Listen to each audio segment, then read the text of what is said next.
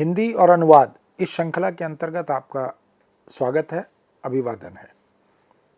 इस श्रृंखला में हम चर्चा कर रहे हैं कोश विज्ञान और अनुवाद। ऐसा भी कह सकते हैं कि अनुवाद के साधन, अनुवाद के उपकरण और अनुवाद से उनका संबंध। हम जानते हैं कि अनुवादकों के लिए किसी क्षेत्र विशेष की कोई सीमा सामान्यतः नहीं होती। किसी अनुशासन में, किसी क्षेत्र में, किसी विधा में यदि अनुवादक को अनुवाद कार्य करना होता है तो उसके लिए अनेक प्रकार की सहायक सामग्री की आवश्यकता पड़ती है। अंग्रेजी में इसको टूल्स ऑफ ट्रांसलेशन भी कहते हैं, यानी एक प्रकार से अनुवादक के औजार हैं, उसके अस्त्र शस्त्र हैं, जिससे वह सटीक सार्थक अनुवाद कर सकता है और अनुवाद की सार्थकता को सिद्ध भी कर सकता है। यह भी ठीक है कि 100% कोशजीवी अनुवादक नहीं होना चाहिए, क्योंकि कोश की, शब्दावली की, सॉफ्टवेयर की, ऐप्स की या अन्य प्रकार की सहायक सामग्री जिससे अनुवाद करने में अनुवादक को मदद मिलती हो, सहायता मिलती हो, उन सब की आवश्यकता स्थिति, संदर्भ और चुनौती इसके आधार पर होती है। अनेक प्रकार के कोश होते हैं, अनेक प्रकार की शब्दावलियां होती हैं, कुछ मुद्रित होती हैं शब्दावलियां या कोश, कुछ ऑनलाइन होते हैं। अब तो सूचना और संचार प्रौद्योगिकी का युग है, तो डिक्शनरी, ग्लॉसरी, टर्मिनोलॉजी ये सब ऑनलाइन भी उपलब्ध है और इन शब्दावलियों या कोशों को बनाने वाली सरकारी या गैर सरकारी संस्थाएं वो भी इन कोशों और शब्दावलियों को अपनी वेबसाइट पर ऑनलाइन उपलब्ध कराने की स्थिति में रहते हैं। किंतु प्रश्न यह है कि सही, सटीक, सार्थक चयन, चाहे वो शब्द का हो, समतुल्य सममूल्य शब्दावली हो, मुहावरा हो, लोकोक्ति हो, सूक्ति हो, उक्ति हो या प्रयुक्ति हो, क्योंकि ये भी हम जानते हैं कि शब्दकोशों में जैसे वैविध्य होता है, व्याकरणिक कोटियों के शब्द कोश भी होते हैं, रचनाओं के, रचनाकारों के कोश भी होते हैं। जैसे पहले भी हमने चर्चा की कि तुलसीदास की समस्त रचनाओं को केंद्र में रखकर रामचरितमानस शब्दकोश, कामायनी शब्दकोश, इस प्रकार के शब्दकोश भी होते हैं। अगर अनुवाद के क्षेत्र में बात करें तो अनुवादक कोश समस्त भारतीय भाषाओं में या वैश्विक स्तर पर या देश विदेश के प्रतिष्ठित अनुवादक, उनका भी कोश हम देख सकते हैं कि इन कोशों में बड़ी अनुसंधानपरक, शोधात्मक जानकारियां उनका संग्रह और संकलन किया जाता है, उनको प्रस्तुत किया जाता है। किसी भी व्यक्ति को यदि इस क्षेत्र में शोध करनी है, आगे किसी प्रकार का अनुवाद करना है, किसी अनुवादक के बारे में, उसके विषय में जानकारी अर्जित करनी है, तो इस तरह की कोश रचनाएं बहुत सहायक होती हैं। और न केवल शब्दों को लेकर, रचनाओं, रचनाकारों को लेकर यह कोश कार्य अब संतों, ऋषियों, मुनियों को ध्यान में रखकर, ज्ञान परंपरा को ध्यान में रखकर इस प्रकार के कोशों पर बड़ी तीव्र गति से कार्य चल रहा है। अब तो विश्वकोश का भी जमाना है। बरसों से विश्वकोश की दिशा में प्रयास तुलना में कम हुए हैं, लेकिन अब विश्वकोश भी बनने लगे हैं और वो सरकारी और गैर सरकारी स्तर पर निजी प्रकाशक भी इस क्षेत्र में काम करने लगे हैं। और आज जब हम भूमंडलीकरण की, वैश्वीकरण की बात करते हैं तो इस प्रकार के बृहत विश्वकोशों की अत्यंत आवश्यकता का अनुभव करते हैं।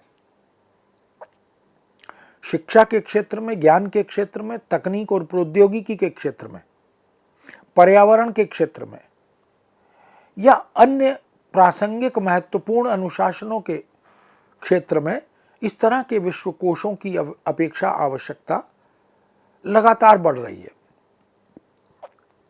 अब शासन प्रशासन के क्षेत्र में भी कोश बनने लगे हैं, क्योंकि प्रशासनिक भाषा के रूप में यदि हम राजभाषा के रूप में हिंदी की चर्चा परिचर्चा करते हैं, केंद्र सरकार की या संघ की राजभाषा हिंदी है, तो हिंदी की पारिभाषिक शब्दावली, प्रशासनिक शब्दकोश, यानी वो शब्दावली जो प्रशासन में लगातार प्रयोग में आती है, इस तरह की शब्दावली अंग्रेजी से हिंदी, हिंदी से अंग्रेजी सामान्यतः महत्वपूर्ण होती है, प्रासंगिक होती है, और अनुवादकों को इसकी भी आवश्यकता समय समय पर अपेक्षा अनुसार होती है, क्योंकि शब्दावली निर्विकल्प होती है, अवधारणात्मक होती है। इसलिए अंग्रेजी के समतुल्य शब्दों का निर्धारण करते हुए उन सभी अर्थ छटाओं को, अर्थ व्याप्तियों को ध्यान में रखकर शब्दावली का निर्माण किया जाता है। वैज्ञानिक एवं तकनीकी शब्दावली आयोग इसमें 1961 से समर्पित है, कार्य कर रहा है। और लगभग अगर हम संख्या की बात करें तो बड़ी संख्या में इस प्रशासनिक शब्दावली का या ज्ञान विज्ञान के अनुशासनों का, इन अनुशासनों के क्षेत्र में प्रयुक्त होने वाली भाषा और उसके शब्दों का संग्रह, उसकी शब्दावली का अर्थ के साथ, प्रयोग के साथ मुद्रण, प्रकाशन, ऑनलाइन उपलब्धि, ये सब सुनिश्चित करता है। यही नहीं, प्रशासनिक अवधारणात्मक शब्दों के संग्रह या कोश रूप में उनकी प्रस्तुति अंग्रेजी से हिंदी, हिंदी से अंग्रेजी, यह भी होती है। लेकिन अपेक्षा व्यवस्था की, सरकार की यह भी है कि वह भारतीय भाषाओं में भी इस प्रकार की अवधारणात्मक शब्दावली का निर्माण करे। और अब शब्दावली आयोग इस क्षेत्र में समर्पित है और कार्य कर रहा है। अब संस्कृत से हिंदी में तमाम ऐसे तकनीकी क्षेत्रों में, तमाम ऐसे वैज्ञानिक क्षेत्रों में, प्रौद्योगिकीय क्षेत्रों में, शिक्षा के क्षेत्रों में, मशीन के क्षेत्र में, कंप्यूटर, इंटरनेट, टेक्नोलॉजी, जिसको हम कृत्रिम मेधा कहते हैं, आर्टिफिशियल इंटेलिजेंस के क्षेत्र में, इन सब में शब्दावली लगातार अंग्रेजी भाषा के शब्दों को ध्यान में रखकर समतुल्य सममूल्य शब्द उसी तर्ज पर बनाए भी जा रहे हैं। इनका संग्रह भी लगातार हो रहा है और बहुत बड़ी संख्या में आयोग ने इस शब्दावली का अलग अलग अनुशासनों में निर्माण कर भी दिया है। उसी का सुपरिणाम है कि उच्च शिक्षा में या व्यावहारिक शिक्षा में इस तरह की शब्दावली का उपयोग करके पाठ्यपुस्तकें, संदर्भ ग्रंथ, इनका निर्माण भी किया जा रहा है। मीडिया में इसी शब्दावली का प्रयोग किया जा रहा है। यूनिफॉर्मिटी या एक रूपता की दृष्टि से रेडियो, टेलीविज़न, पाठ्यपुस्तकों में, सहायक सामग्री में इस तरह की शब्दावली के उपयोग से बहुत महत्वपूर्ण अवदान यह किया जा रहा है। समस्त युवा वर्ग के लिए प्रतियोगी परीक्षाओं में जाने के लिए यदि हिंदी माध्यम से या भारतीय भाषा के माध्यम से उन्हें किसी प्रवेश परीक्षा में, किसी रोजगार के अवसर के लिए दी गई प्रतियोगी परीक्षा में जाना है, तो इस तरह की शब्द संपदा का, शब्दावली का रचनात्मक उपयोग उसे करना होता है। और अभिव्यक्ति कोश भी बनने लगे हैं।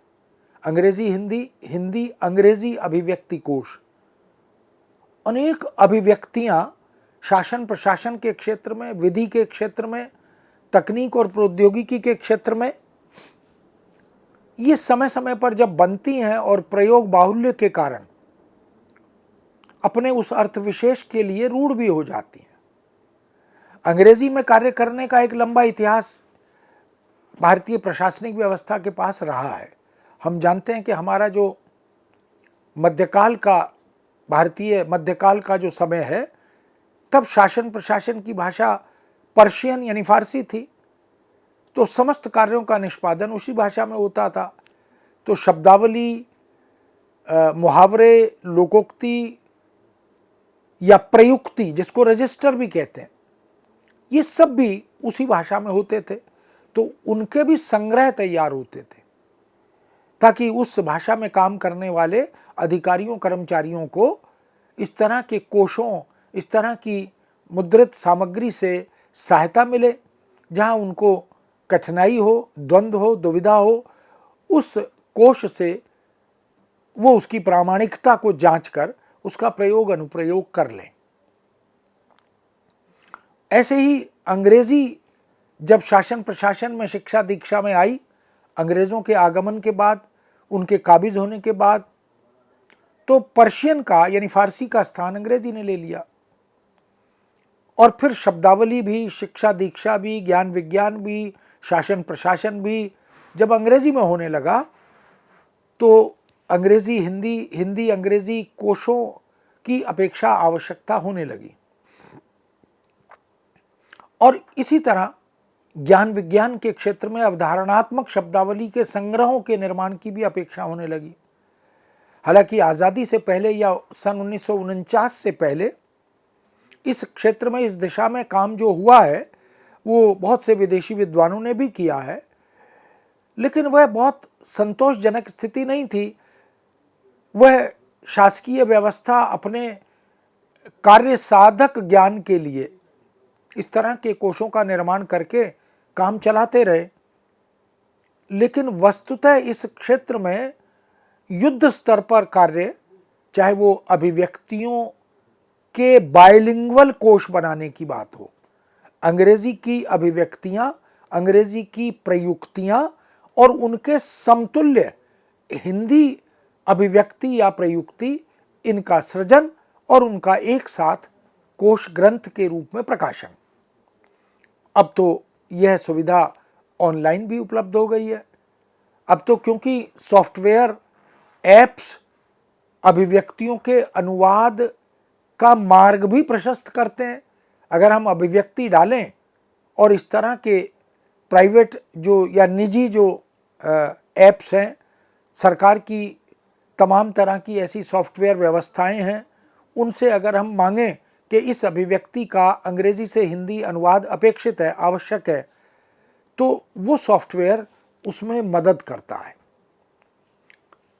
यही नहीं, अब तो अगर हम इंटरनेट और कंप्यूटर का रचनात्मक उपयोग करते हुए उस स्क्रीन के सामने जाकर स्पीच प्रस्तुत करें, यानी बोलना शुरू करें, तो वह उस वक्तृत्व कला को ग्रहण करके, उस स्पीच को आत्मसात करके, उसके समतुल्य अनूदित अभिव्यक्ति को प्रस्तुत करने का काम भी करने लगे हैं। इस तरह हम देख सकते हैं कि अंग्रेजी से हिंदी या हिंदी से अंग्रेजी अभिव्यक्ति कोशों की भी एक बड़ी दुनिया अब हमारे सामने उपस्थित हो गई है। इससे अनुवाद करने वालों को बड़ी मदद या बड़ी सहायता मिल रही है।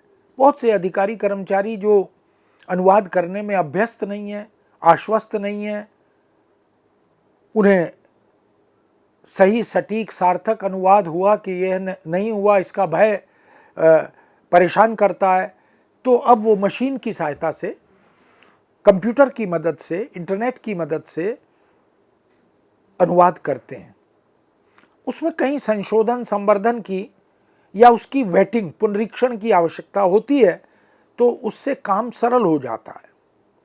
तो बहुत से अंग्रेजी हिंदी, हिंदी अंग्रेजी अभिव्यक्ति कोश, और इसी तरह अब सिलसिला चल निकला है कि भारतीय भाषाओं से हिंदी में और हिंदी से भारतीय भाषाओं में अभिव्यक्तियों के कोश भी बनाए जाएं।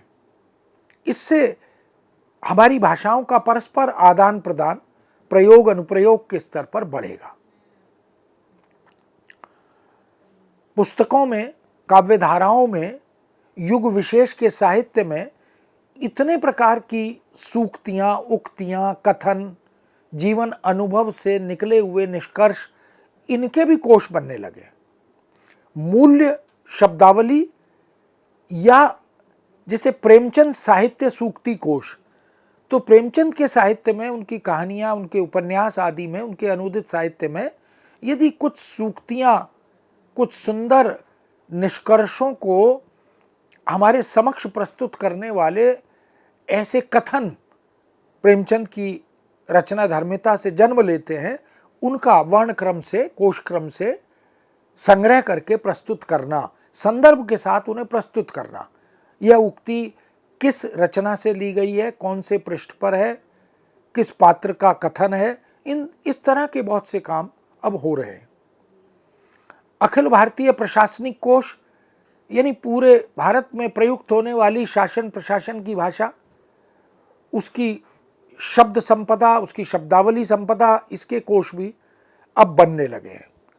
अंग्रेजी हिंदी के ठीक प्रयोग, ठीक से अभिप्राय सटीक, सार्थक, संदर्भ सापेक्ष प्रयोग, इस तरह के हिंदी की बेसिक शब्दावली, मूलभूत शब्दावली, इसका भी संग्रह अब बन चुका है। और यही नहीं, भारतीय संविधान की आधारभूत शब्दावली का संग्रह भी कोश के रूप में प्रस्तुत हो गया है।